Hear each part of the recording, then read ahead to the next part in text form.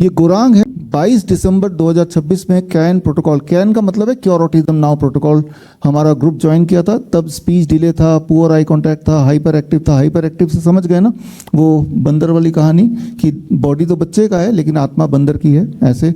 Poor social interaction था, do not follow the commands, poor understanding, ये तो तब थी। और उसके बाद जब कैन प्रोटोकॉल फॉलो करने के बाद स्पीच में 60% इंप्रूवमेंट, आई कांटेक्ट में 60% इंप्रूवमेंट, हाइपर एक्टिविटी में इंप्रूवमेंट, इन सारे में काफ़ी इंप्रूवमेंट आ गया कुछ ही दिनों में। और उस बच्चे ने भी, उसके पेरेंट्स ने भी लगभग यही प्रोटोकॉल फॉलो किया। आप देखेंगे DIP डाइट 80% फॉलो कर पाए, और नीम थेरेपी 80% फॉलो कर पाए, प्रोबायोटिक ड्रिंक लगभग रोज़ ही फॉलो कर पाए। तो 100% ना भी फॉलो करने के बाद भी काफ़ी इंप्रूवमेंट हुआ। और ये बच्चा हमारे पास है यहाँ पे। Welcome welcome. ये अपने बच्चे को गांव लेके चले गए थे। दिसंबर में इन लोगों ने हमारा प्रोटोकॉल ज्वाइन किया और जनवरी में इनको समझ में आया कि जो सारा ट्रीटमेंट बता रहे हैं वो तो गांव में होता ही था, काहे हम गांव से उठ के शहरों में आए। तो ये तब से अपने बच्चे को गांव लेके चले गए और इनके बच्चे की भी स्पीच वापस आ गई है। 90% कितना, अब ये खुद ही बताएंगे बच्चे में कितना इम्प्रूवमेंट है। नमस्ते। मेरा बेबी बाय बर्थ बिल्कुल नॉर्मल था, हेल्दी था, इसमें कोई प्रॉब्लम नहीं थी। 1.5 साल तक ये बहुत हेल्दी था, बहुत अच्छा था। टाइम से चलना, टाइम से बोलना, मम्मा पापा, इसे मैं कुछ बोलती थी जैसे सोमी और टंग, तो ये टंग दिखाता था, सब कुछ करता था, बिल्कुल नॉर्मल था। उसके बाद 1.5 साल का जब ये हुआ तो इसे एक वैक्सीन लगी जिसमें इसे फीवर आया। फीवर में पैरासीटामोल दिया। उसके थोड़े दिन बाद से इसे कोल्ड कफ कंटिन्यू रहने लगा।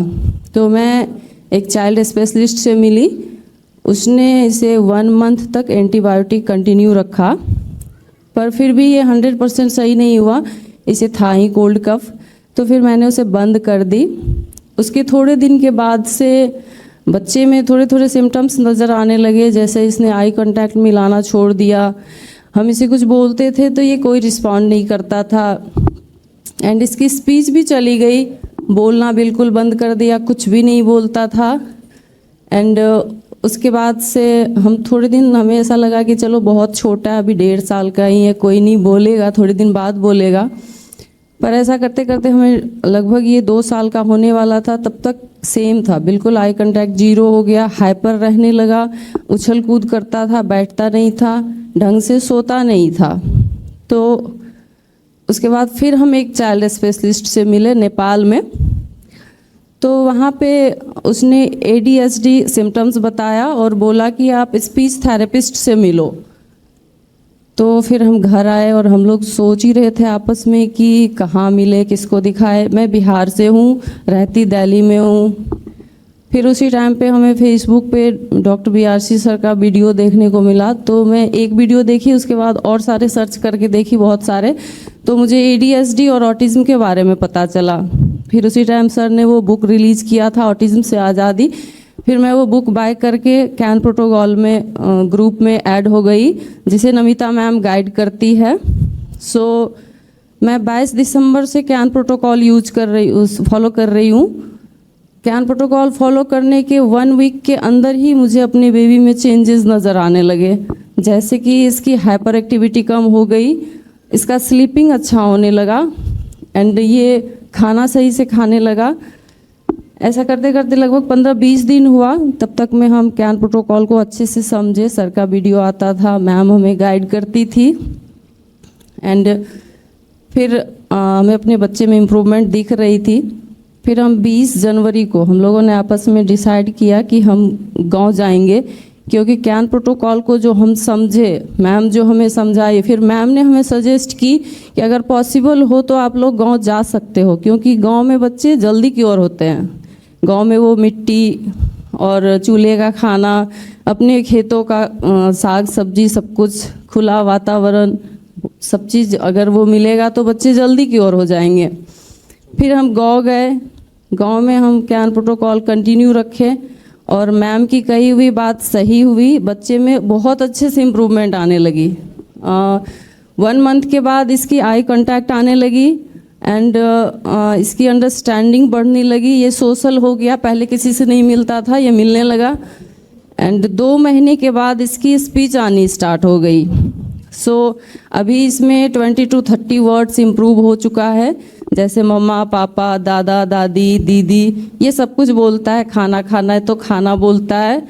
और ये इधर मैं देख रही हूँ 2-4 दिन से कि लाइन्स को भी जोड़ने लगा है। जैसे मेरी बेटी का नाम लीशा है, तो पहले ये लीशा बोलता था, दीदी अलग से बोलता था, बट अब ये लीशा दीदी एक साथ बोलता है, यानी लाइन्स को जोड़ने लगा है। स्पीच इम्प्रूवमेंट बहुत अच्छी है। बाकी चीज़ स्पीच को छोड़ के हर चीज़ इसका 100% क्योर हो चुका है, और वो सिर्फ और सिर्फ कैन प्रोटोकॉल के वजह से ही हुआ है पॉसिबल। सो हाँ, इस कैन प्रोटोकॉल में जो सबसे मैजिकल थेरेपी वो नीम थेरेपी है। नीम हेड मास्क और नीम बाथ से बच्चे का हाइपर एक्टिविटी तो 4 से 5 दिन में चला जाता है। बाकी इसकी स्लीपिंग, पहले ये 1 घंटे अगर दिन में सो जाता था तो रात को हमें ये सोने नहीं देता था 1-2 बजे रात तक, बट अभी दिन में भी 2-3 घंटे सोता है। अभी इसकी टाइम हो गई सोने की तो ये सो गया, और रात को भी 10 बजे सो जाता है और पूरी रात सोता है। एंड कोकोनट, सर ने बोला था कोकोनट, वो कोकोनट हम ऑयल, कोकोनट मिल्क, अम्बली सुबह शाम सारे मिलेट्स ऐड किए हुए हैं। जो प्रोटोकॉल है मैं अपने तरफ से तो 100% कर रही हूँ, पर बेबी थोड़ा छोटा है तो ये नहीं ले पा रहा है, 60 to 70% ही कर पा रहा है। बट 60 to 70% के बाद भी बहुत अच्छी इम्प्रूवमेंट है बच्चे में, और ये सिर्फ और सिर्फ कैन प्रोटोकॉल के वजह से ही पॉसिबल हो पाया है। सो मैं BRC sir and Namita ma'am को स्पेशली धन्यवाद देना चाहूँगी कि हमारे बच्चे को आपने नई ज़िंदगी दी है। और इससे पहले हमें नहीं पता था कि हम क्या करें नहीं करें, हमें कुछ समझ नहीं आ रहा था। एंड इतना आसान भी नहीं था, गांव में रहना इतना आसान भी नहीं था। मेरे हस्बैंड यहाँ जॉब करते हैं, एयरलाइंस में है, एयरलाइंस में हमारी अपनी बिजनेस भी है, हमने सारा सेटअप कर दिया था, बट अपने बेबी को फर्स्ट प्रायोरिटी दिया और मैं सब छोड़ के गांव चली गई। और इस साल मैं गांव में ही रहूँगी। हमने आपस में डिसीजन लिया कि हमें इस साल गांव में ही रहना है जब तक बच्चे की स्पीच पूरी तरह ठीक नहीं हो जाए। कैन प्रोटोकॉल के बारे में यही कहना चाहूँगी, जितनी भी ADHD और ऑटिज़म के पेरेंट्स हैं सबको मैं यही कहूँगी कि प्लीज़ आप लोग कैन प्रोटोकॉल पे ट्रस्ट करिए, क्योंकि इसके अलावा हमारे पास और कोई दूसरा ऑप्शन भी नहीं है। एलोपैथिक में कोई इलाज नहीं है, सिर्फ हमारा मनी और टाइमिंग का बर्बादी है और कुछ नहीं है। थेरेपी होने के बाद फिर भी लोग थेरेपी करवाते हैं, बट थेरेपी करवाने के बाद फिर से वो स्टार्ट हो जाते हैं जैसे ही थेरेपी ख़त्म हुई। तो यही मैं कहना चाहूँगा कि कैन प्रोटोकॉल बेस्ट है ADHD और ये ऑटिज़म वाले बच्चों के लिए। तो जितने भी माता पिता जो भी हैं वो सब इसको, इस प्रोटोकॉल को वो करें, फॉलो करें, और बच्चों में इतनी तेज़ी से वो आएगी चेंजिंग, इम्प्रूवमेंट कि आप बिलीव नहीं कर पाओगे, बहुत तेज़ी से। मैं तो दूर रहता हूँ, दिल्ली, वाइफ है मेरी तो ये गांव में रह रही है। मैं 3 महीने के बाद देख रहा हूँ इस बच्चे को, काफ़ी ज़्यादा इम्प्रूवमेंट है। जो डेली बेसिस पे देखेंगे उसको हो सकता है थोड़ी सी कम परसेंटेज लगे, बट काफ़ी ज़्यादा इम्प्रूवमेंट है। पहले एक बार बोलता था तो ये आता नहीं था मेरे पास, अब फ़ोन पे ये मेरे से 10-10 मिनट तक बात करता है वीडियो कॉल पे। तो काफ़ी चेंजिंग है, इसको कह सकते हैं। पहले 10 बार बुलाने पे भी ये नहीं आता, सुनता ही नहीं था, सुनता ही नहीं था, हमारी तरफ देखता भी नहीं था। बट अब ये एक बार में आ रहा है, एक बार में आ रहा है बुलाने पे। कहीं भी रहता है बुलाऊं आ जाता है, कहीं जा रहा है मैं बोलूँ नहीं जाओ यहाँ बैठो तो ये एक बार में बैठ जाता है। कुछ उठा रहा है बोलूँ टूट जाएगा मत उठाओ तो वो रख देता है। मतलब इसकी, और सोशल भी हो गया है, जो भी आते हैं उससे ये तुरंत घुल मिल जाता है, उसके साथ खेलने लगता है। और इस टाइप की प्रॉब्लम 4-5 साल पहले सुनने को, मतलब हम लोगों को सुनने को कभी मिला नहीं था किसी के बारे में भी। लेकिन अभी जब से मेरे बच्चे को ये हुआ तब से काफ़ी लोगों में देखने को मिल रहा है, काफ़ी लोगों के बच्चे में। तो सबको मैं यही सजेस्ट करना चाहता हूँ, कैन प्रोटोकॉल बहुत बेस्ट है सबके, सब बच्चे के लिए इस टाइप के। और एलोपैथिक में आप कराओ लेकिन कोई ख़ास रिजल्ट नहीं है, इसीलिए मैंने फॉलो नहीं किया। हर जगह से हमें यही वो मिला। हमारे खुद के रिलेटिव थे, हैं अभी भी, वो स्पीच थेरेपिस्ट है, ऑक्यूपेशनल थेरेपिस्ट है। उसने भी इनको वो किया, उनसे भी मैं बात करी, उनसे जानना चाही तो वो बोली कि देखो हम थेरेपी तो कर रहे हैं, बाकी सारा चीज़ तुम्हें खुद ही करना होगा, घर में ही करना होगा।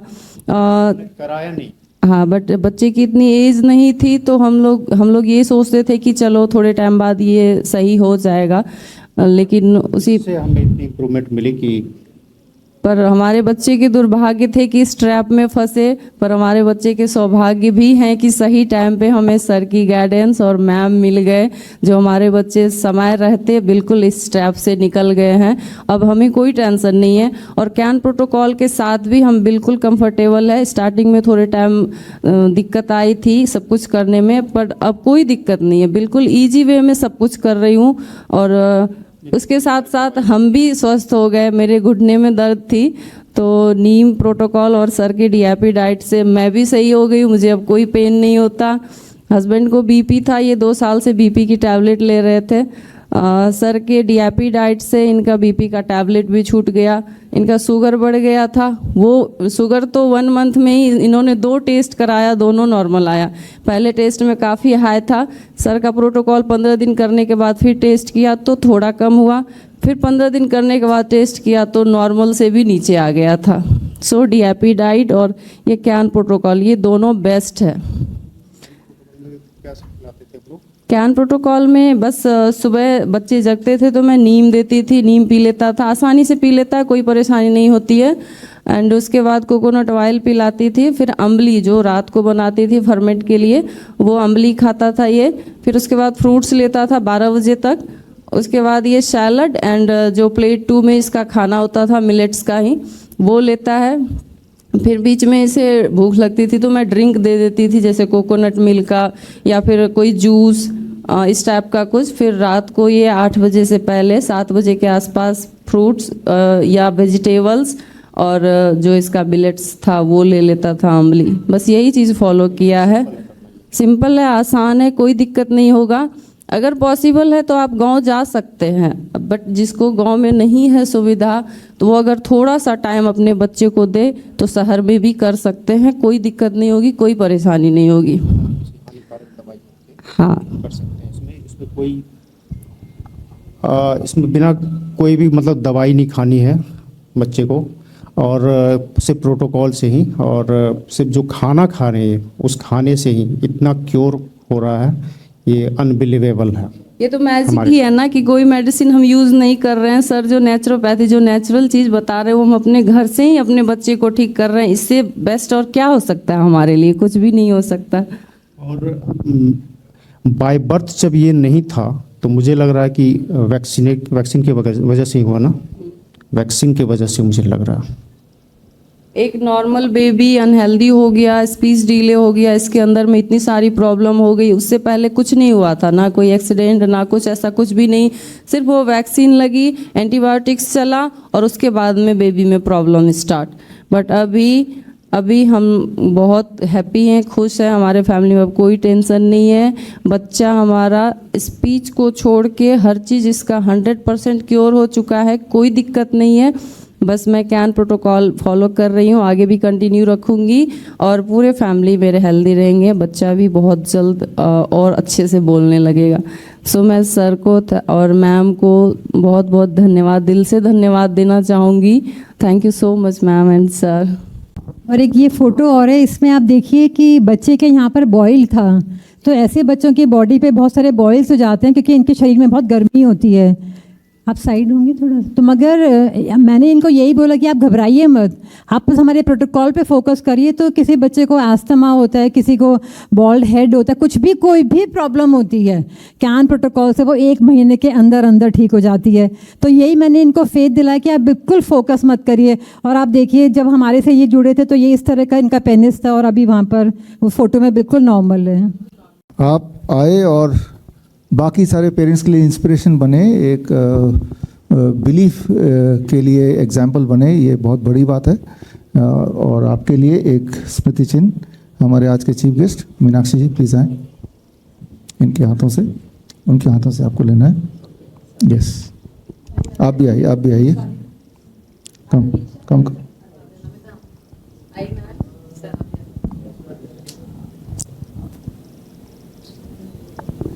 थैंक यू, धन्यवाद, थैंक यू। बड़ी से बड़ी बीमारी का आसान से आसान इलाज घर बैठे ही हो सकता है। अधिक जानकारी के लिए कांटेक्ट करें नियरेस्ट drbrc clinic@home।